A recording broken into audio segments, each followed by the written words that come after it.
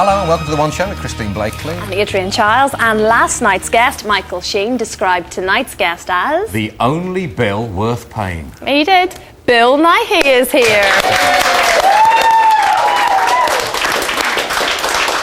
How are you, Bill? Lovely to see you here. Good form, thank you very much. Nice Excellent. To be here. Well, he was at a premiere last night, more of which later. Yes, of course, his new film, The Boat That Rocked, is the latest Richard Curtis blockbuster set aboard a pirate radio ship.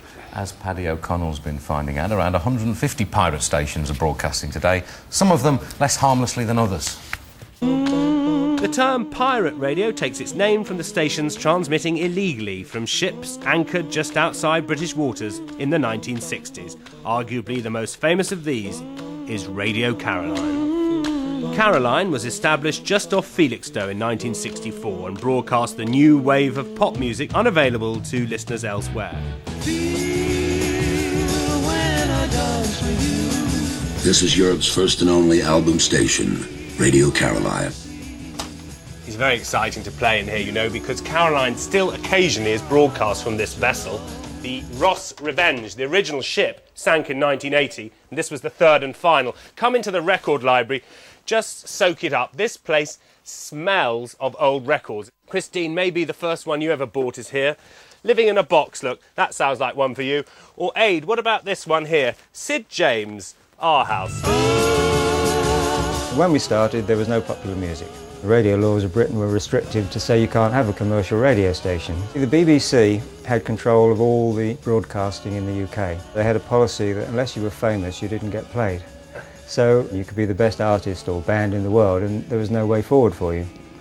Caroline did have a massive impact, and I suppose the question really is, does pirate radio now perform that role, getting the music out there, making the names? Well, some of our biggest DJs did begin on other pirate stations like Kiss FM.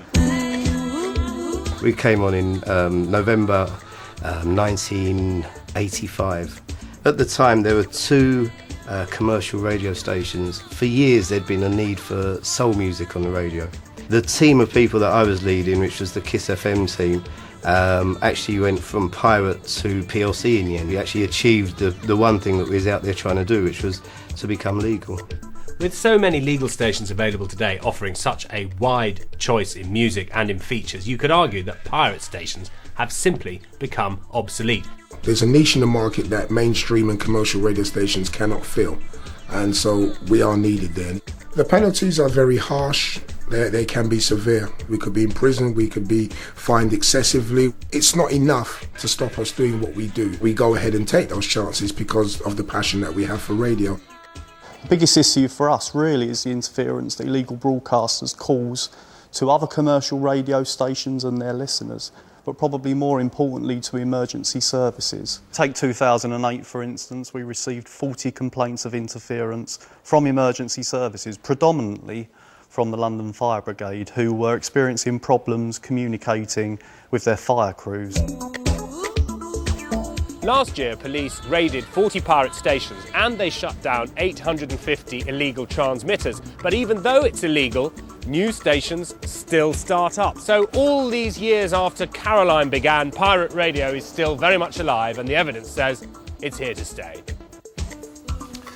Bill, when you were asked to perform in a film about Radio Caroline, I suppose it must have been the same as we asked Michael Sheen yesterday. It must have been great when you were asked to play Brian Clough, being a film about football in that era. A personal area of interest for you? Yeah, definitely. It was Richard Curtis, who I've worked with before and who I like working with enormously. He called me and I just said yes to whatever it might be. Then he said, maybe, maybe you should read the script. And I did read the script, and I was cheered by the fact that it was about Radio Caroline. Radio Caroline and all those pirate radio stations were a very big deal when I was a kid, and it's difficult to explain now because there's no parallel for it, but there was absolutely nothing, and then Radio Caroline came along and you could hear everything. You could only hear your mum and dad's music, which was basically men and women singing in evening wear about the moon or the stars or something, and then it went... There's nothing wrong with that. No, it's all very healthy. It's all very healthy. But then it went directly to Jimi Hendrix burning his guitar and Pete Townsend doing a windmill and the Rolling Stones and lots of black American soul music, and it was a bonanza. It was like a revolution, and the only place you could get it was on the Pirates, so they were a big, big deal. OK, well, The Boat That Rocked, of course, it was the premiere last night. Yeah. And we have got a little clip of it as well. Carl, I just got a message from Shaw, and your mother is dropping by to pay us a visit for Christmas. You're kidding? Well, when does she arrive? Tomorrow. She was always very impromptu. Was she? Oh, yeah. Anyway, I thought you might like to know, in case you want to, you know, brush your hair or hide the large stack of pornography you keep on that shelf. Nobody does that look like you. The way you pointed to the unmentionable thing on the shelf like that. Yeah. No, nobody can point like that. There's a lot of this going on in it. Was that somebody moving the camera, or was the whole floor moving? There was a very, very expensive and sophisticated gimbal hydraulic thing in the studio, which was the only time I actually felt sick.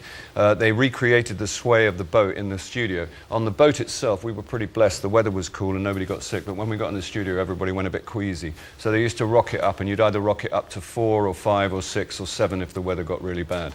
And it was quite difficult trying to act, because you did shake all over. Like that.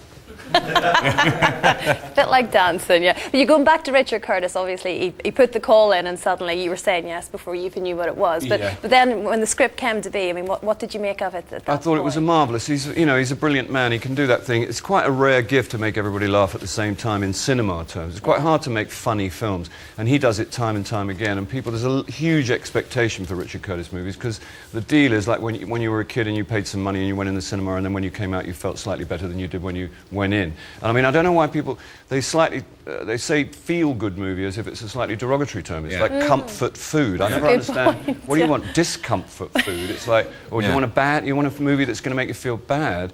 But they do something quite rare, which is to cheer you up. Now listen, another BAFTA's in the bag. Oh, come on. I'm quite sure it must be for you or him or somebody in it. Let's hope so. It's a great, it's a great film. Let's just have a look at you in Pirates in the Caribbean.